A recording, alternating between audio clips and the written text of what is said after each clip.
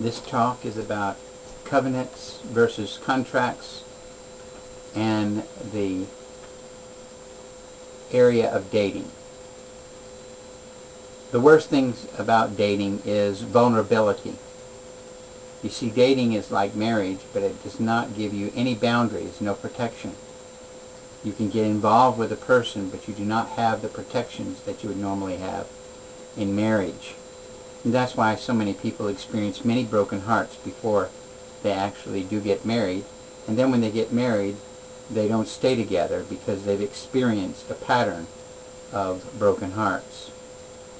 God designed us to have relationships with the opposite sex, but He always wanted us to have those relationships in a commitment of covenant, and that's why that covenant is called marriage.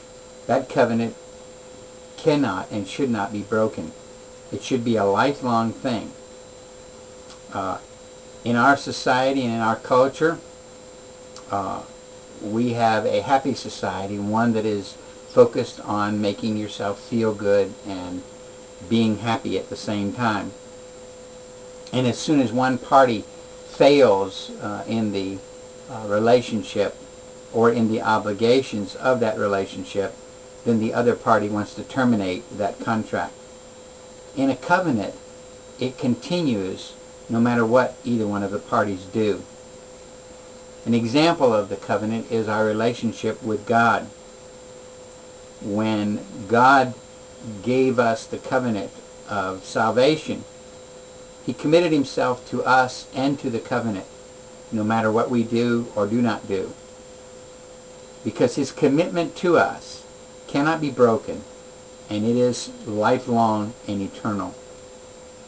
There are so many people that make statements about dating and about the importance of dating, saying, well, we can't meet our partner without dating, and we can't meet the person that we're supposed to relate to, the opposite sex we're supposed to relate to, unless we date. But dating is a very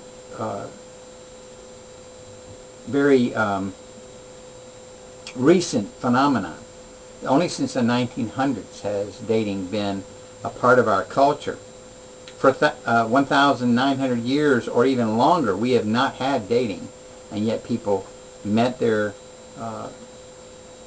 lifelong partner, married, and did quite fine without dating. Dating is a phenomenon that simply came about in the 1900s. If dating was so good, if it was something that guaranteed we'd find our lifelong partner, then why doesn't it work? Why has divorce increased? Why have marriages to increase, to have more problems? If dating was supposed to fix that, as some of the cultural teachers tried to say, then why didn't it do it? It did not do it. And we still have a huge amount of people, even Christian people, that believe that dating is important, but it is not. And it should not be something that Christians even engage in. It is sometimes even called the dating game. Let me tell you, when you're playing with people's hearts and with their lives, it is not a game. And if it was to be classified as a game, it would be a dangerous game. I want to take this opportunity also to thank Pastor Pete for some of the material that I'm using to put this study together and this talk together. He is a wonderful spiritual advisor and minister and mentor to a lot of God's people, and I thank him for his insights. Let us look at a couple of things about dating. Dating promotes lust and sexual activity, opening the door for fornication. In other words, what that means is that when two people come together, they get into that zone of vulnerability. They get into that area where there's no boundaries. You see holding hands, hugging, kissing, all of that is to be done within the bounds of marriage, where there's a commitment. Therefore, it's okay. But if you do that, how many people are you going to kiss? How many people are you going to have sex with? How many people are you going to be involved with before you finally get married?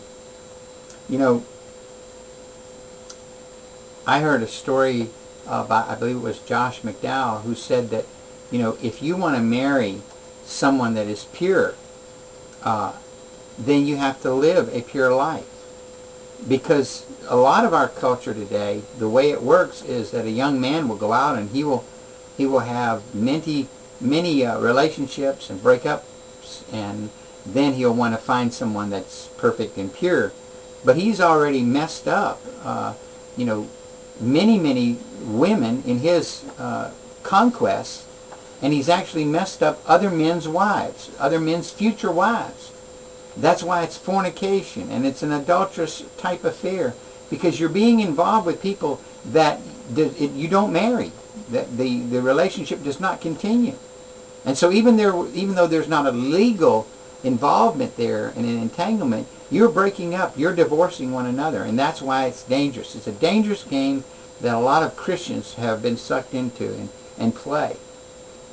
Dating develops a concept of looking at what does love do for me? What is this relationship doing for me? Rather than what love really is, where love is, how can I give and how can I share and what can I do for this other person?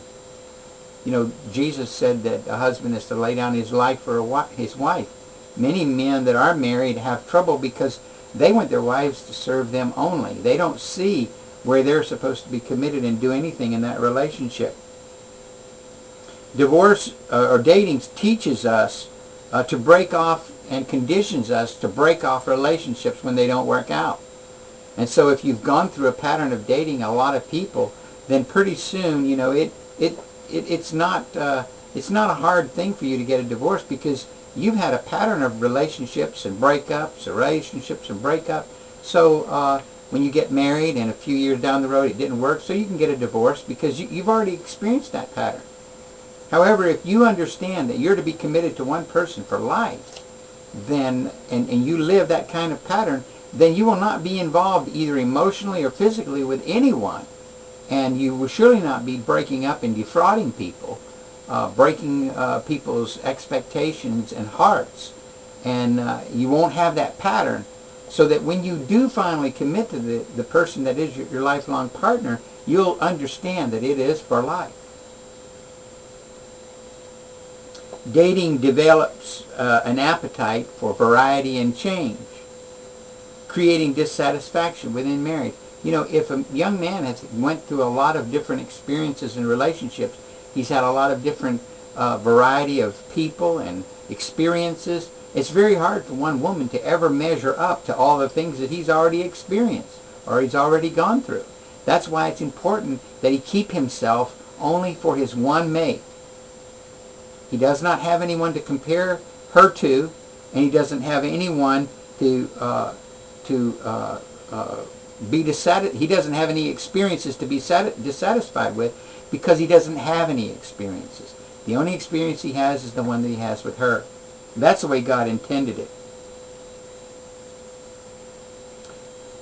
Dating destroys fellowships and relationships. Have you ever seen a youth group where people are dating and then all of a sudden someone breaks up? Now you've got people that are mad at one another, people that won't go to church, don't want to be around each other, don't want to be in a Bible study, because, they used to date so-and-so, that was her boyfriend, she used to be with him.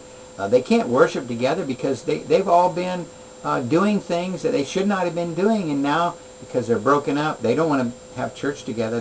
They're alienated from each other. It's good for Christians to get together and have a good time, but not to become emotionally entangled with one another. That's where the problem begins. When you begin to pair off into couples, groups are fine, but couples begin to move down the path of intimate relationships and fellowships and emotional entanglements that should not be.